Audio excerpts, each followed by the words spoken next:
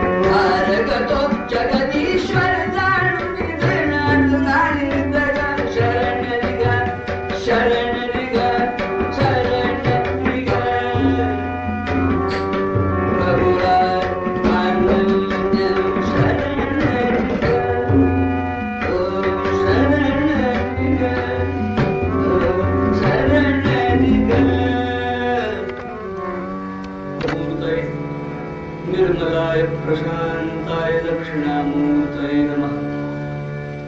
निधये सर्वविद्यानां विषये भवरोगिणां गुरवे सर्वलोकानां दक्षिणामूर्तये नमः। श्री नृसिंह सरस्वती स्वामी महाराज की जय।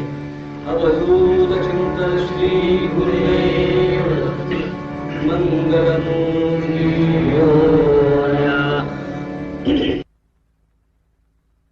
धरा विश्वास तयाचा देणार नाही धरा। त्रिंबक हो मुनि साधन हे करी एका जनार्दनिका। प्रभुला अनन्य शरण घ्या।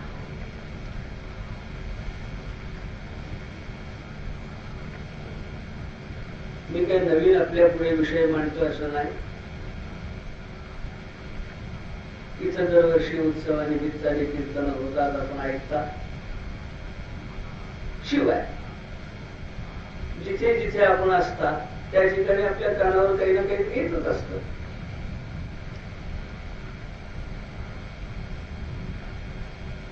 नाथांचं हे पद्य की ज्या पदाची सुरुवात अनन्य या शब्दाने,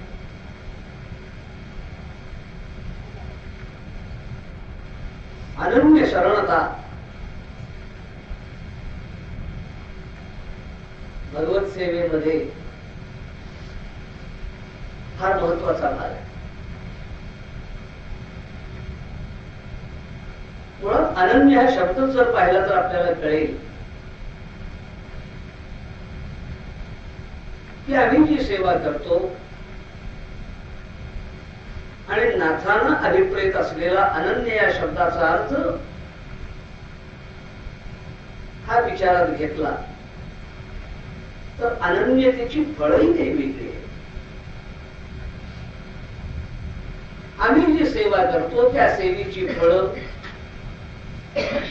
आणि अनन्यतेपासून मिळणारी फळं यातली जर तफावत पाहिली, फरक पाहिला तर आपल्या लक्षात येईल.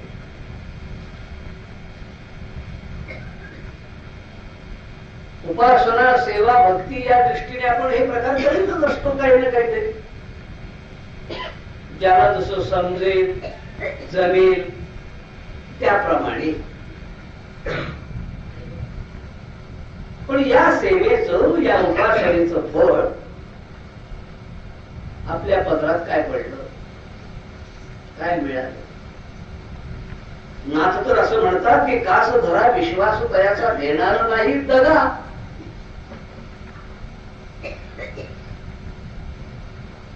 पण आपल्या आयुष्यातील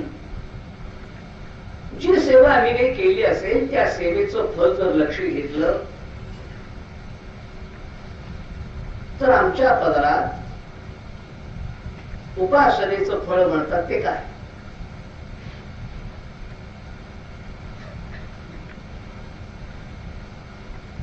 ते खोटं आहे का? उपासनेचं फळ काय हे पाहताना थोडासा आधार घेतो.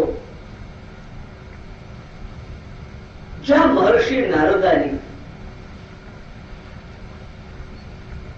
भक्तिशास्त्र सांगितलं,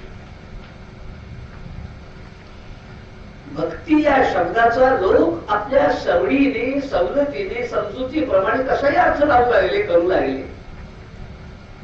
भक्ती भक्ती म्हणजे आणखी काय करायचं असतं? मंदिर असतील किंवा वाडवडिलांची घरात काही मूर्ती आणलेली असतील, त्याची दिवसातून एकदा केव्हा तरी पूजा केली, काय तयार असेल तो नैवेद्य दाखवला, नसेल काही तयार तर मुळाच्या खड्यावर सुद्धा बाहेर होता येत. दिवसातून एवढं काहीतरी केलं म्हणजे भक्तीतून मोकळा झाला. जमेल तसं, कळेल तसं लोक या भक्ती शब्दाचा वापर करू लागले. म्हणून नारदांना भक्तिशास्त्र सांगतात. उपासनेची, भक्तीची काही पद्धत आहे. व्यवहारातल्या भाषेत ज्याला रीत म्हणता येत, रीत. रीत कळल्याशिवाय गणित सुटेल कसं? गणितशास्त्राचं जर रीतीप्रमाणे बरोबर गणित सोडवलं तर उत्तर बरोबर येतं, आणि उत्तर बरोबर असलं की जितके मार्क्स असतील तितके पाडतात असं जाणकार म्हणतात. आमचं त्या बाबतीत काही डोकं जास्त चालत नाही. भाषाविषयी कसाही वळवता येतो, पण गणितात वळवा वळवी भानगड नाही. रोखोक चोख असलं पाहिजे. म्हणून मुळात त्याची रीत कळली पाहिजे, आणि रीत सांगणारे तेच मास्टर असतात. नाही तर गणिताची छापलेली पुस्तकं मिळतील, पण छापलेल्या पुस्तकावरून जर कळालं तर स्पेशल क्लासेस कसे चालायचे. म्हणून त्याकरता खास क्लासेस असतात. तसं भक्ती भक्ती म्हणजे जसं जमेल तसं आम्हाला कळेल तसं सवडीप्रमाणे आम्ही करू की नाही. तिला काही रीत आहे, आणि त्या रीतीप्रमाणे जर झाली तर त्या भक्तीचं फल मिळालंच पाहिजे, देणार नाही त्याला. म्हणून महर्षी नारदांनी भक्तिशास्त्र खास भक्तिसूत्र या नावाने सांगितले. म्हणून भक्ती संप्रदायाची किंवा भक्तीची इमारत ही घडवताना तिचा पाया व्यावहारिक भाषेत सांगायचं सध्याच्या तर या भक्तीच्या इमारतीचं डिझाईन पहिलं नारदांनी करायचं, आणि अत्यंत सोप्या पद्धतीने ज्ञानेश्वर महाराजांनी पायाला चला. अभंग आहे बहिणाबाईचा प्रसिद्ध. संत कृपा झाली इमारत फळा आली, ज्ञानदेवे रचिला पाया, उभारिले देवालय. नारदांच्या पासून तो ज्या ज्या संतांची परंपरा आम्ही मानतो, या संतांनी भक्ती कशी असावी, कोणत्या भक्तीचं फळ आपल्याला मिळेल हे सांगितलं. म्हणून आज मी आपल्या पुढे जे पहिलं पद्य घेतलंय नाथांचं, यामध्ये अनन्य या शब्दाला फार महत्व आहे. अनन्य केव्हा होऊ शकतो माणूस?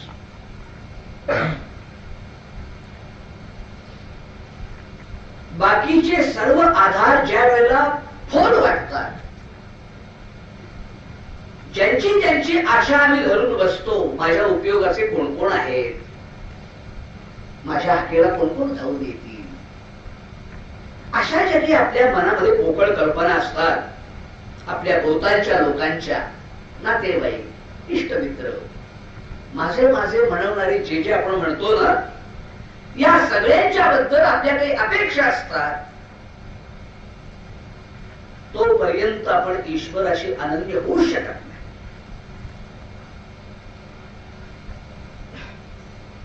आणि भगवंताला तर अनन्यता फार प्रिय आहे.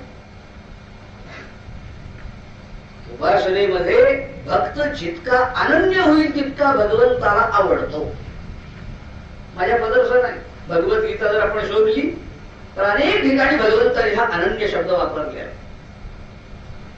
अनन्याश्चिंतयन्तो मां ये जनाः पर्युपासते तेषां नित्याभियुक्तानां योगक्षेमं वहाम्यहम्. अनन्य चेता सततं यो मां स्मरति नित्यशः तस्याहं सुलभः पार्थ नित्ययुक्तस्य योगिनः. अनन्यता ही भगवंताला प्रिय आहे. भक्तीमध्ये ती आली पाहिजे. पण नेमकी ही अनन्यता म्हणजे आहे तरी कशी? थोडा आपण विचार करूया. याचा अर्थ तुमच्यापेक्षा मला काही वेगळं कळतंय असं नव्हे. माझ्यापेक्षा आपल्यातली काही मंडळी वाचक आहेत, विचार करणारी आहेत. मागच्या खेपेला आलो तर त्यावेळेला मामासाहेब देशपांडे या ठिकाणी होते. अशा लोकांच्या संगतीतली आपण मंडळी आहात, तेव्हा तो अधिकार जाणून मी बोलतोय बरं का.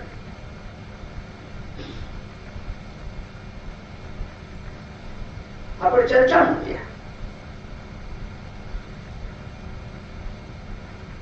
भगवंताला हा अनन्य आवडतो उपासनेतला.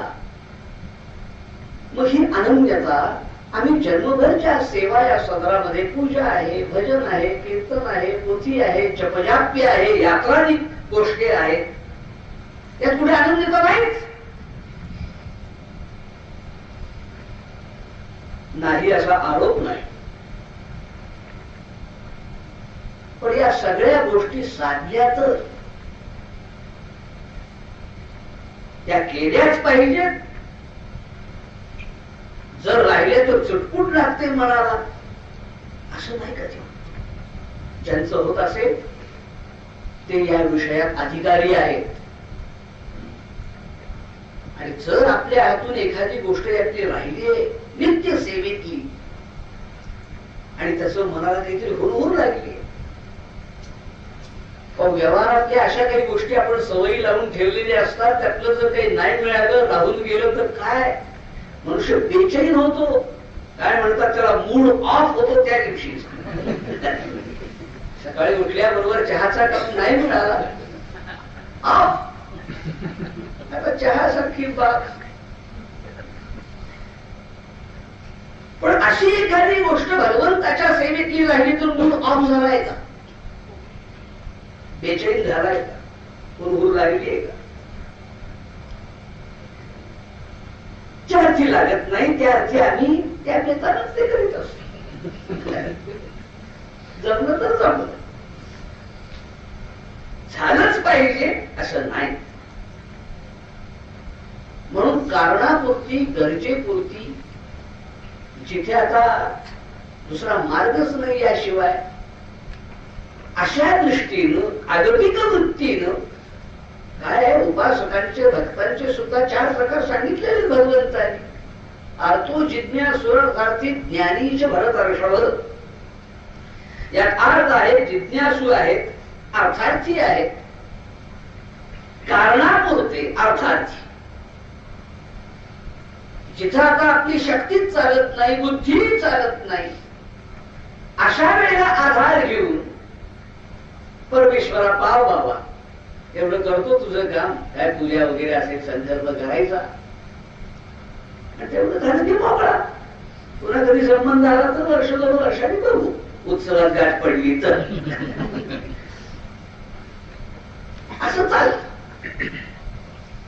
आणि या गरजेनं कारणापुरतं पाहणं या अनन्यता म्हणताच येणार नाही. कबीर महाराज म्हणाले, हा व्यवहार सगळ्यांनाच कळतो, मोठ्याला कळतो तसा लहानालाही कळतो. एक प्रसिद्ध दोहा आहे कबीरांचा, दुःख में सुमिरन सब करे. हे सोडणार नाही फळा. आजार तक्रार आहे म्हणून कुठे काही जरुरी पुरतं म्हणावं. कबीर म्हणतायत, दुःख में सुमिरन सब करे, दुःख में सुमिरन सब करे, सुख में करे को. जो सुख में सुमिरन करे, जो सुख में सुमिरन करे, तो दुख कहां से हो. सियावर रामचंद्र की जय. दुःखाची जाणीव झाली, संकटाची जाणीव झाली, आणि असं संकट की जे आता कुणाच्या तरी आधाराशिवाय, मदतीशिवाय जात नाही, आणि बाकीचे तर मदतीला कुणी येत नाही. अशा वेळेला भगवंता धाव हे सगळ्यांनाच कळत.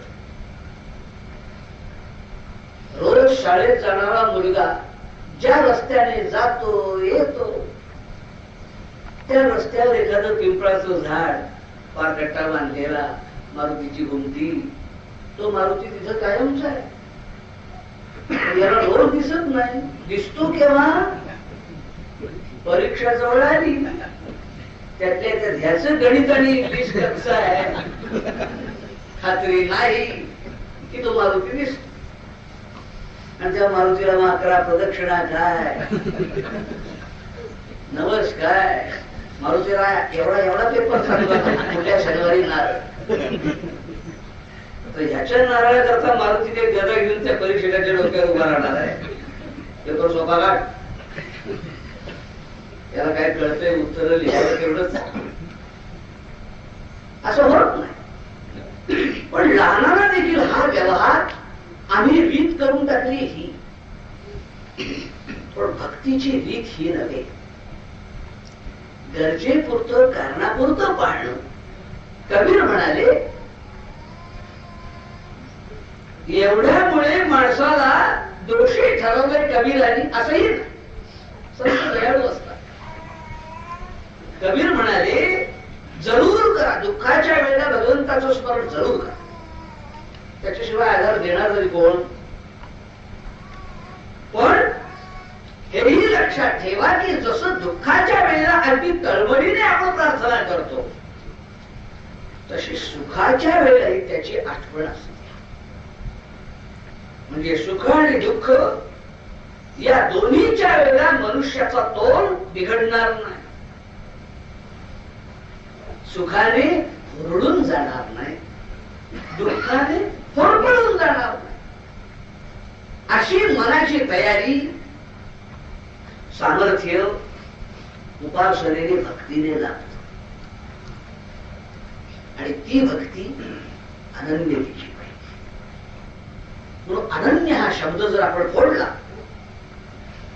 तर यातला जो महत्वाचा भाग आहे तो आपल्या पुढे. शास्त्रकारांनी अनन्य या शब्दाचा अर्थ सांगताना असा सांगितला की अन्याः आश्रयाः एन त्यक्ताः च अनन्या.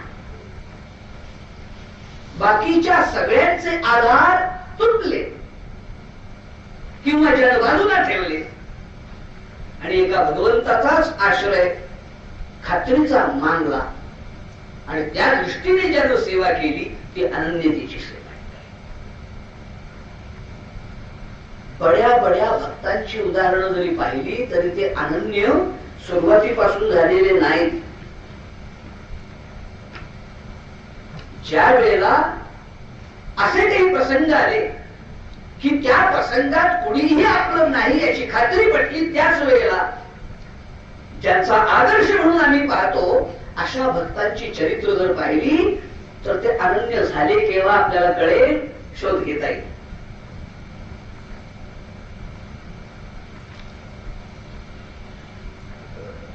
पांडव भक्त आहेत. पांडवापैकी द्रौपदीचं आपण महाभारत आता दूरदर्शन बघतोय त्यामुळे द्रौपदी कृष्णाला प्रार्थना केल्यानंतर कृष्ण धावून यायचे. इतकं भगवंतांचं सख्य, आपुलकी, नातं या सगळ्या गोष्टी आपल्याला पाहायला मिळतात. पण गोंदवलेकर महाराजांनी अनन्य या शब्दावर जे प्रवचन दिलंय त्यांची जी 365 दिवसाची तारखेप्रमाणे वाराप्रमाणे जी प्रवचन आहे त्यात अनन्यतेवर बोलताना गोंदवलेकर महाराजांनी हा दृष्टांत दिलाय. द्रौपदी आपण भक्त म्हणतो कृष्णाची, पण ही द्रौपदी अनन्य झाली केव्हा नेमकी का पूर्वीपासून होती? खरी अनन्य त्याच वेळी झाली जेव्हा दुःशासनानं भर सभेत तिला आणून उभी केली, वस्त्र खेचलं. मोरोपंतांनी आर्या लिहिली इथे. मोरोपंत आता मला बघावं लागलं.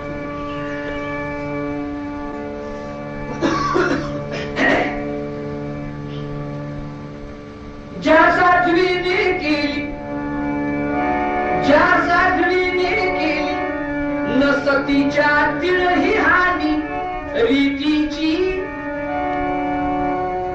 ज्या साध्वीने केली न सतीच्या तिळही हानी रीतीची. सतीची जी रीत आहे, सतीचा जो आचार आहे यामध्ये जिनं तिळ मात्र फरक केलेला नाही ज्या साध्वीने केली न सतीच्या तिळरी हानी रीतीची, सोडितो होता स्वकरे, सोडितो होता स्वकरे, दुःशासन दुष्ट हानी रीतीची.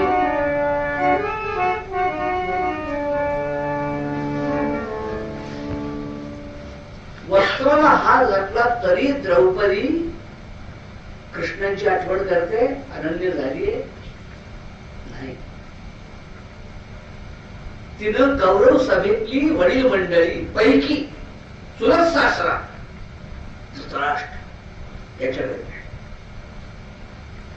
हाक मारली, मामनजी या प्रसंगी आपणच हुकूम दिलात, आज्ञा केली तर माझी आबरू वाचेल.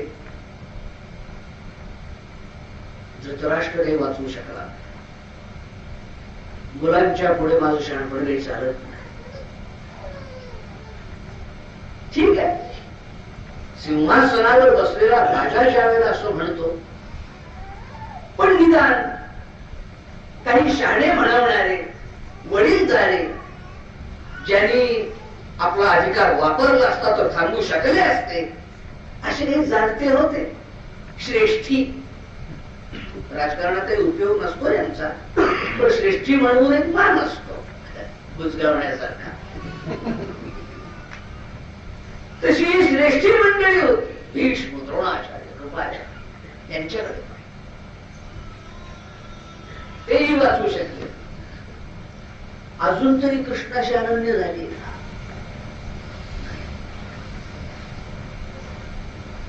नंतर तिनं आपल्या पतींच्याकडे पाहिलं, पांडवांच्याकडे पाहिलं. माझी विटंबना माझे पती तरी थांबवती. एकापेक्षा एक बलवान, 1000 हत्तींचं बळ असलेला भीम, सर्व धनुधरांच्या मध्ये श्रेष्ठ असलेला पार्थ, खडवी युद्धामध्ये सहदेव, अशी सगळी मंडळी पराक्रमी हे माझे पती, हे तरी मला वाचवते.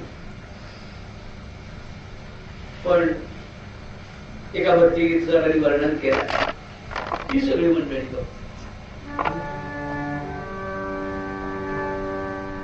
अबले समहे पांडव सगळे, अबले समहे पांडव सगळे, खाली मान घालून बसले, अनुरक्षाय शील सतीचे कोणी नाही उरला गोपा, लाज राखी नंदला गोपा, लाज राखी नंदला.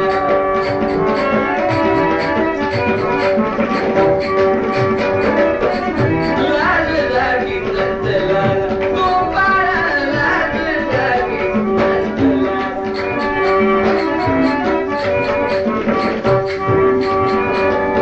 तव भगिनीचा धावा आहे, तव भगिनीचा धावा आहे, धावा गे गोपाळ, गोपाळ, लाज राखी नंदला, नंदला, लाज राखी नंदला, लाज राखी नंदला.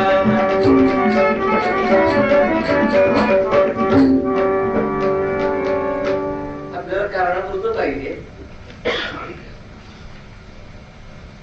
खाली माना घालून बस. कुठले पुरुष सहन करतील? पुरुषाच्या बाबतीमध्ये स्वतःचा अवमान एक वेळ माणूस सहन करील, पण पत्नीची चेष्टा आणि ज्याला सहन होते त्याला पुरुष तरी म्हणता येईल. पण द्रौपदीला आपल्या पतींच्या बाबतीमध्ये हा अनुभव आल्यानंतर श्रेष्ठी नाही, पती नाही, आता बोल. कृष्णांचं स्मरण, आठवण यावेळेला झाली, म्हणजेच अनन्यतेने प्रार्थना यावेळेला केली. आणि मग प्रार्थनेबरोबर भगवंतांनी वस्त्र पुरवली इत्यादी. पुढच्या एका भेटीमध्ये द्रौपदीने असा प्रश्न निर्माण केला, भगवंतांना विचारलं, कृष्णा काय भक्त रक्षणा करता तू अगदी वेळीच धावून येतोस, प्रार्थना केली की येतोस, असा तुझा लौकिक, तुझं ब्रीद. आणि माझ्या वेळेला असं कसं घडलं? इतकं वाट पाहत थांबलास? म्हटलं कसं नाही, दुःशासनानं माझं वस्त्र पकडीपर्यंत तू थांबलाच कशा? आधीच का आलास? भगवान म्हणाले, मी यायला तयार होतो, तू हात मारलीस केव्हा? माझ्या येण्याच्या मार्गामध्ये हे सगळे आडवे होते. सध्या काय असतात ना ते वेग कमी करण्याकरता गती होतात, तसे मी भक्ताच्या रक्षणाकरता धावून यायला तयार, मी उभाच आहे. पण हे सगळे गती होतात. धृतराष्ट्र, भीष्म, द्रोणाचार्य, पांडव इत्यादी ज्या वेळेला या सगळ्यांना बाजूला सरकवून, हे आता माझे कुणीही आधार नाही, म्हणजे भक्तीच्या बाबतीत ज्यांचे आदर्श आम्ही पाहतो त्या भक्तांना सुद्धा प्रसंगानं अनन्य बनवत आहे. मग तुम्ही आम्ही व्यवहारात अनेक प्रसंगांनी आमची मन विचलित होतात आणि त्यामुळं भक्तीच्या बाबतीत सुद्धा मुळातच डळमळीत असलेले आम्ही लोक आम्ही अनन्य कसे होणार? अवघड आहे. पण एक प्रयत्न तरी करायला हरकत नाही. जर आपल्याला भगवान श्री मंगलमूर्तींच्या कृपेचं फल मिळवायचंच अशी जर चिंत असेल, प्रामाणिक भावना असेल, भक्ती म्हणजे काय असतं आणि भक्तीचं फल काय जाणून घ्यायचं झालं तर आपल्या हातून तशीच सेवा, तशी भक्ती व्हायला नको का? नाहीतर मग आम्ही देवावर सुद्धा आरोप करायला लागतो. मुळात आमच्या हातून चोख रीतीने भक्ती होत ती नाहीच, पण शिवाय आम्ही मग देवानिकांच्यावर असे आरोप करायला लागतो. आता कलियुग आहे, देवात काय राहिलं नाही, देवात काय राहिलं नाही का आमच्या भक्तीत काही राहिलं नाही, काय सांगते? नरसोबाच्या वाडीसारख्या ठिकाणी आज अनेक लोक दर्शनाला येतात, अनेक लोक सेवा करायला म्हणून तिथे राहतात. आमच्या डोळ्यापुढे काही मंडळी अशी होत गेली किंवा वडील माणसं सांगतात, त्यांनी ज्या लोकांना पाहिलंय त्यांनी याच नरसोबा वाडीमध्ये काय मिळवलं. सद्गुरु टेंबेश्वर कोकण भागातील ब्राह्मण कुटुंबातला टेंबे अण्णा आणि या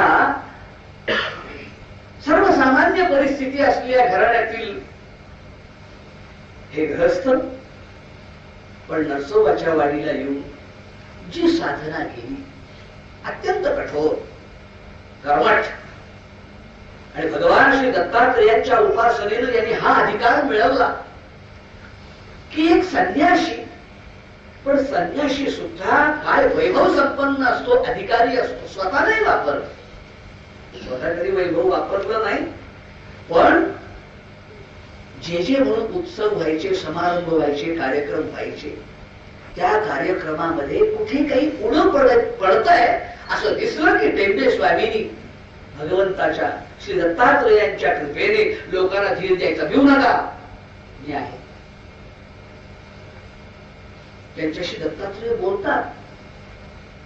परक्या प्रांतात जाऊन, गुजरात सारख्या प्रांतामध्ये जिथे कृष्ण भक्ती रणछोड राय याशिवाय दुसरे देवच ठाऊक नाही, की ज्या देवाला सुद्धा म्हणे भोग द्यावे लागतात. गुजराती लोकांच्या जे देव आहेत त्या देवांचे थाट केवढे, उन्हाळ्याच्या दिवसात वाळ्याचे पंखे, देवाला वारा घालायला, दिवसातून नैवेद्य किती प्रकारचे, प्रसाद जर घ्यायचा झाला एक लाडू तर 5 रुपये द्यावे लागतात. असले ते लाडू पंचपक्वान्नाचे नैवेद्य, असे देव ज्या लोकांचे ऐश्वर वैभव, पण त्या लोकांना दत्त उपासनेचं वेळ गुजरातमध्ये टेंबे स्वामींनी हे सर्व सामर्थ्य मिळालं कुठे? नरसोबाच्या वाडीत. आपल्याला माहित असलेले, आपण काही लोकांनी अनुग्रही त्या परंपरेचा घेतलेला आहे, योगीराज गुळवणी महाराज, ही सर्व मंडळी इथे येऊन अनुभव घेतले. नरसोबाच्या वाडीमध्ये 20-20 वर्ष आपल्या आयुष्यातली घालवून काही मंडळी असंही म्हणणारे आपल्याला भेटतील, आता वाडीत काही राहिलं नाही. का राहिलं नाही? यांचे उद्योग काय असतात ठाऊक आहे? दुपारी मधुकरी मिळते भरपूर, अजून तरी एक वेळ पोटभर जेवण होईल इतकं अन्न मिळतं मधुकरीच. शिवाय सेवेला राहिला दत्ताच्या म्हणून कुणी काही ₹1-2 दक्षिणा देतात, दिवसातून असे काही पैसे हातावर येतात, जेवणाची व्यवस्था आहे. हे लोक सेवा राहिली बाजूला, खायला हातावर दक्षिणा, चहा पाणी विडी काढी ह्यात सुटलं. शिवाय गुरुचरित्र 52 अध्यायाचं पण ते नाही, 52 पाणी चाललेलं असतं. शिवाय संध्याकाळी त्याच पैशातून ओपन क्लोजही लावतात.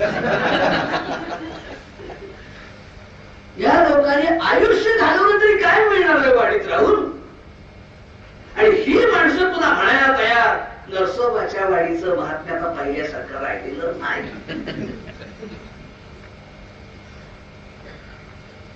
आणि त्यामुळं असा प्रश्न निर्माण होतो की ज्या लोकांनी अशी पद्य लिहून ठेवली आहेत, अधिकारानं सांगून ठेवलाय, जर आपण प्रेमाने अनन्यतेने सेवा केलेली वाया जात नाही, हे खरं का अशी जी काही मंडळी आपली स्वतःची चैनबाजी करणारे क्षेत्रात राहून सुद्धा त्यांचं म्हणणं कर काय समजायचं?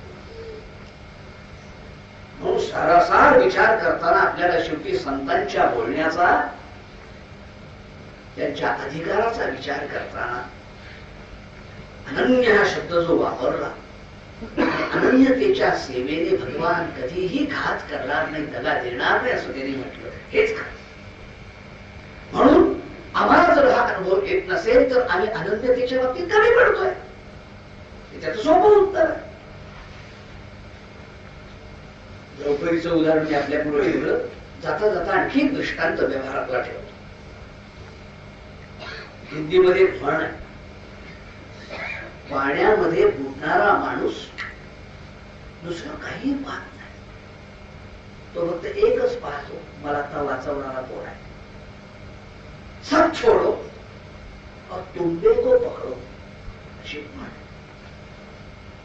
बुडणारा माणूस त्यावेळेला त्याला वाचवायला येणारा दुसरा सजीव प्राणी आहे, माणूसच आपल्याला वाचवायला आलाय का हे सुद्धा पाहत नाही. तो पाहतो मला आता आधार देणारी वस्तू सजीव असू द्या नाही तर निर्जीव असू द्या, मग त्याला लाकडाचा ओंडका मिळाला तरी चालेल, एखादा भोपळा मिळाला तरी चालेल, तुंबा म्हणतात त्याला. तो म्हणतो पकडतो, त्याचा आधार तो. त्यावेळेला दुसरं काही प्रिय नाही. असे डोळ्यापुढे प्रसंग घडतात. कृष्णा नदीमध्ये एकदा अशी वस्तुस्थिती पाहिलेली आहे. 2 दिवसापूर्वी लग्न झाले आणि आता आपल्या गावी निघाले. स्पेशल बस केली, त्या बसमध्ये सगळं सामान चढवलंय, बाकीची मंडळी जाऊन बसलेली आहे. आणि हे जोडपं सहज एकदा, आणि नवीनच लग्न, नुकतंच लग्न झालेलं, जोडीनं फिरत फिरत फिरत घाटावर आले त्या नदीच्या. आणि त्याला काय लहर आली कोणास ठाऊक. ती चेन घड्याळ वगैरे काढून बायकोकडे दिलं आणि बायकोला ओढून दाखवतोय नदीमध्ये. हे कुणाचे वेगळं असेल बरं, आपल्याला काय काय येतं, की गुणसंपन्न आहोत हे तिकडं कळलं पाहिजे. पोहतोय एक वेळा पोहून आला. असं आहे, परक्या ठिकाणी माणसानं जास्त धाडस करू नये, नियम आहे. नदीनांच नकीनांच शृंगीनाम शस्त्रपाणीनाम साहसन नैव कर्तव्य. माणसाकरता हे नियम लिहून ठेवलेले बरं का, जनावरांच्या करता कुठेही नियम लिहिलेले नाही. बुद्धिवान माणूस म्हणतो पण त्याला हे सगळे नियम दाखवावे लागतात. बाबा रे, परक्या ठिकाणी नदीत पोहायला पडू नकोस. नखा असलेल्या प्राण्याशी जास्त सलगी बरी नाही, शिंग असलेल्या प्राण्याशी जास्त मैत्री बरी नाही. कुत्री मांजरं बाळगावी पण कुठपर्यंत मर्यादा. शस्त्रधारी अगदी सख्खा भाऊ जरी असला तरी विश्वास ठेवून आला. शस्त्र धारण करणारा केव्हा दगा देईल सांगता येत नाही. सुरक्षा व्यवस्थेतलीच माणसं काय काय करतात ते आपल्याला ठाऊक आहे. साहसन नाही करतात. आणि हा ग्रहस्थ पोहायला लागला, एकदा पोहून आला, दुसऱ्या वेळेला परत गेला. त्या भोवऱ्यात सापड दमछाक झाली, दम पुरला नाही, ढगला वेळा खायला. वाचवा वाचवा वाचवा वाचवा सुरू झालं. आता हा वाचवा वाचवा म्हणतो, कोण वाचवणार? जिच्याशी लग्न झालंय, सहधर्मचारिणी पत्नी, आता आवडीची बायको, म्हणजे केवढं कौतुक. आणि त्या कौतुकानं पोहून दाखवत होता. पण आता ती वाचवायला येणार आहे, ती समोर दिसते, पायरीवर बसली आहे. पण याला आता डोळ्यापुढे एकच माणूस दिसतोय, ज्यानं उडी टाकली याला वाचवण्याकरता, आणि त्या माणसाला घट्ट पकडला. बस इथे नातं कळत नाही, आपल्या ओळखीच आहे का, आपल्याला आवडणार आहे का, आपल्या जातीच आहे का, काही संबंध नाही, फक्त मला हा वाचवणार आहे. बस बुडणाऱ्या माणसाला जसा वाचवणारा दिसतो, बाकीचं कुणी नात्यातलं, प्रेमातलं, आवडीचं कोणी कळत नाही, तसं या जगामध्ये आमच्या भोवती असलेला हा सर्व गोतावळा, या गोतावळ्यामध्ये खरोखरच जी आपत्ती असते, अशी काही संकट असतात की त्या संकटामध्ये यांच्या कुणाच्याही मदतीचा उपयोग नाही. अशा वेळेला मदत भगवंताच्या कृपेची हवी असते, आणि ती कृपा जर मिळवायची तर त्याकरता अशी अनन्यता हवी आहे की जी त्या बुडणाऱ्या माणसाला लागते तशी. म्हणून नाथ म्हणाले, तारक तो जगदीश्वर जाणूनी अनन्य शरण निघाला. प्रभूला अनन्य शरण. आजचा पहिल्या दिवसाचा पूर्वरंग कथाभाग जरा मोजका ठेवतो तुमच्या हिशेबात अर्धा, आणि त्याची विश्रांती झाली की मग उद्यापासून 4 दिवस बघू. पूर्वपदामध्ये नाच या करता वर्णन करतात. शरण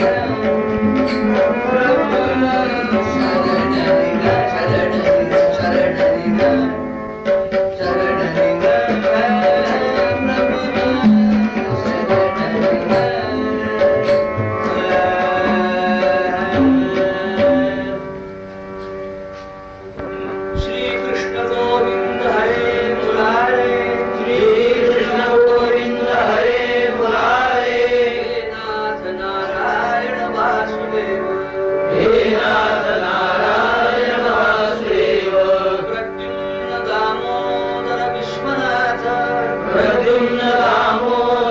विश्व